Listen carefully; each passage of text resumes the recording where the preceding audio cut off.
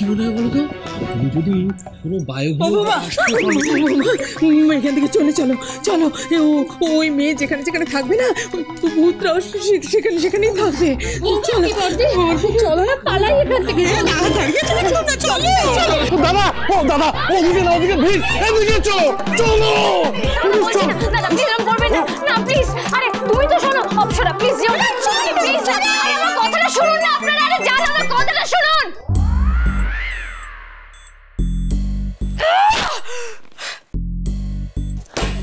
কি হলো এটা? কি আবার হইব? তোরা আরো খানিকটা বিপদে ফেললাম। তোরে কইছিলাম না, তোর পদে পদে বিপদে ফেললাম আমি। এ তো সবে শুরু।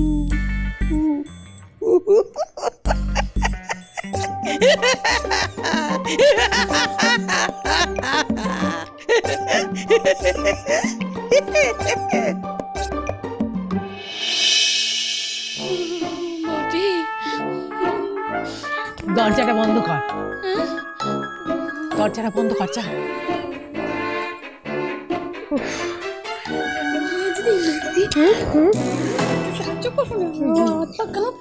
দে না, অবশ্য দরজা বন্ধ করি বা কি করবি? হ্যাঁ, যখন তখন তিনি তো হাওয়া হয়ে ঢুকে যেতে পারেন। যেখানে তোর থামবি দুজনে, তখন থেকে বাজে বাজে বকে যাচ্ছিস। দরজা বন্ধ করে দিলে হাওয়াটা ভেতরে ঢুকবে কি করে রে? এই দরজা বন্ধ কর, বন্ধ কর।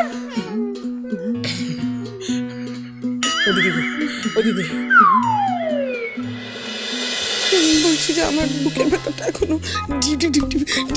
চুপ করতো। দাঁড়া, এখন আমরা সবাই মিলে একটা সলা পরামর্শ করি। দেখ, এটা তো প্রমাণ হয়ে গেছে যে ওই ভূতটা আমাদের নতুন বউয়ের পোষা।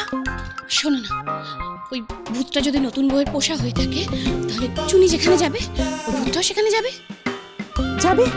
ব্যাস, মেয়েটাকে বাড়ি থেকে বার করে দাও। ওই মেয়েটা বাড়ি থেকে বিদেয় হবে, ভূতটাও বাড়ি থেকে বিদেয় হবে। ঠিক তো? এই ছোট, তুই তো ঠিক বলেছিস। ইস, তখন যে মেয়েটাকে কেন তাড়িয়ে দিলাম না বাড়ি? আরে সেটা বড়টার জন্যে না, মানে তুমি যদি একটু ধমকে দিতে তাহলে তো বড়টা চুপ করে যেতেন। বলো। সেটাই তো আমার ভুল হয়ে গেছে।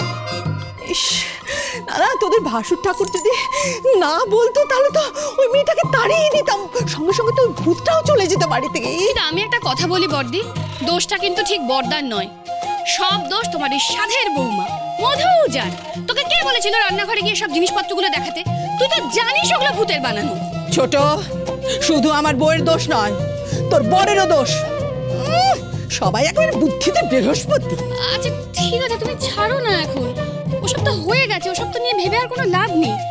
তুমি এটা ভাবো, ওই মেয়েটাকে বাড়ি থেকে কি করে তাড়ানো যায়। ভাবো না, ভাবো। মেজো, বুঝলি এটা না। মেজো, ও মেজো, কি করছিস তুই?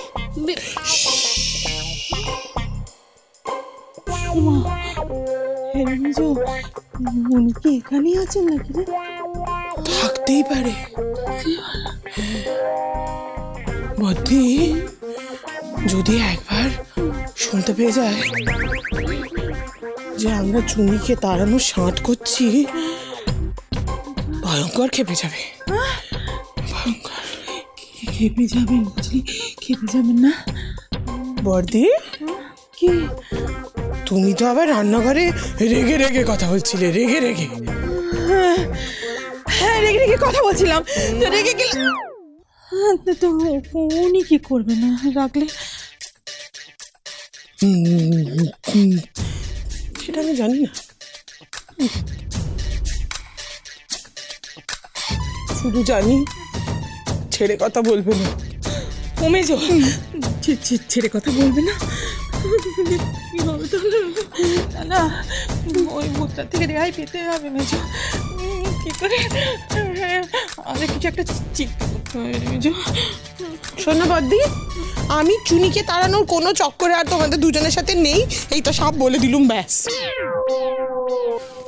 মেজো, তো হবে না, তোমার যা ইচ্ছা করো। মেজো, ঠিক আছে,